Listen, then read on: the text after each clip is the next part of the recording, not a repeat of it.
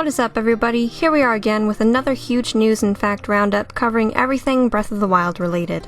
In some of our last videos, Aonuma gave several facts about where Breath of the Wild takes place on the official timeline. We took a look at new weapons shown off during gameplay, Nintendo hinted at the next 2D Zelda game coming to Switch, and so much more. So check out those videos if you haven't already after this one. Links to everything will be in the description and pinned comment. In today's video, we cover a few different interviews where Aonuma revealed new information, a few detail roundups from new gameplay footage, and more. So thank you for your interest in this video, and I hope you enjoy it as much as I have. Make sure you like and subscribe so you don't miss out on future Nintendo news and analysis videos, and be sure to leave your thoughts on today's news in the comments below, as well as anything that I may have missed. And if we use it on a future video, I'll be sure to give you a shout out and credit you for bringing it to my attention. And with all of that out of the way, let's get started.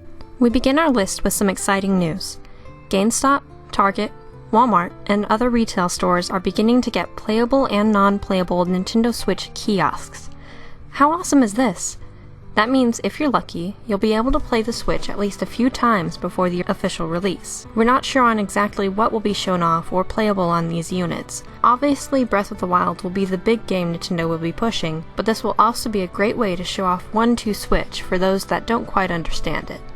Second on our list is a small roundup of new and old information given during a recent interview. Aonuma reveals dungeons will have no compass. Chests do not feature the traditional music when Link opens them. There will be green clothing in the game, but not specifically confirmed to be Link's familiar tunic. Earn rupees by selling off treasures you find throughout the game. Rupees aren't found by chopping grass. Cutting grass will sometimes unearth grasshoppers. Has a dedicated jump button. Horses can die in battle. You don't acquire weapons in the dungeons. Link's enemies will pounce whenever they see a good opportunity, instead of circling around and waiting. All of the bombs in the game are detonated remotely. Third, here we have another news roundup, this time coming from Aonuma and Miyamoto. Miyamoto feels white paper testing and monitor testing is important to get feedback. That said, Miyamoto says you can't have someone play and ask them, how was it? It's important to have a concept of what you want to convey in a game. The monitor testing shows whether this concept has been conveyed. Miyamoto likes to watch people play without talking,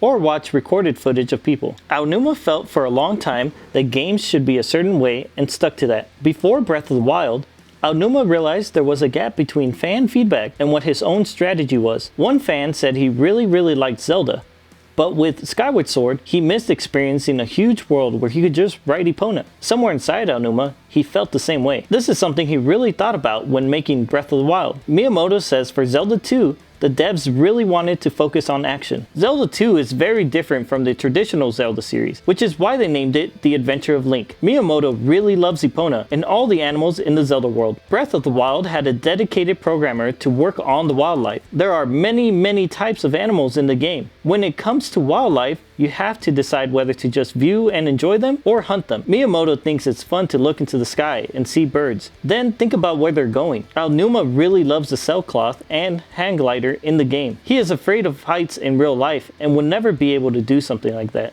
Next, we have a quick gameplay video from Nintendo showing off ice, fire, and bomb arrows. So we'll take a quick look at that.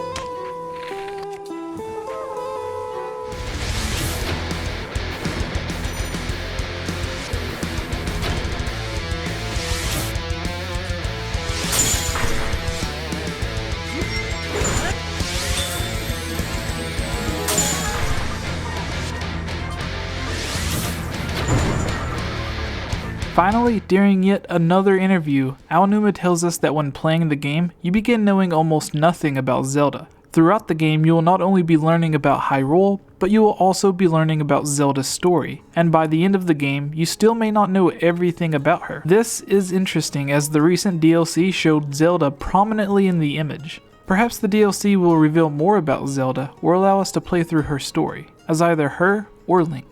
What's up, everybody? Really quick before we get to the usual end slate, I wanted to mention a quick update for this channel. I'm trying to bring together a few new series other than the usual discussions and news videos that we do. I would like to bring quality reviews, let's plays, do more live streams, a top 10 series, and more analysis videos. However, to do this, I need your help. Between being a new father, YouTube, and my real job, I don't have the time to work on all of these videos. So I'd like to bring on other people who can help out from time to time, like Sasizi and others who have helped host and edit videos before. To make this all happen and to get awesome rewards for yourself, head over to patreon.com/GameOverJesse, where you can get shoutouts and videos, join our group Discord and chat with us whenever you want, be a guest on some of our videos, and much more. If you haven't already, please like, subscribe, and leave your thoughts in the comments below. I would like to give a huge thank you to this month's Patreons for their support: George Martinez, Glenn Cassio, Hinhu Tienen, Lunarium, Magic Tech Review, The Itch Network, and Harris Priest. Thank you all for everything, and it's because of your support that I'm able to find the time to do these videos. If you would also like to support this channel, head over to patreon.com/GameOverJesse, where you can find all kinds of great rewards like joining on a video, being added onto our Discord chat, having your discussion or topic featured on one of our videos, and much more, including having your own custom artwork similar to my own, drawn of you in any anime or video game style you would like. Finally, I would like to give a huge thank you to Gnomo Designs and CS Guitar 89 for providing the music and artwork for this channel.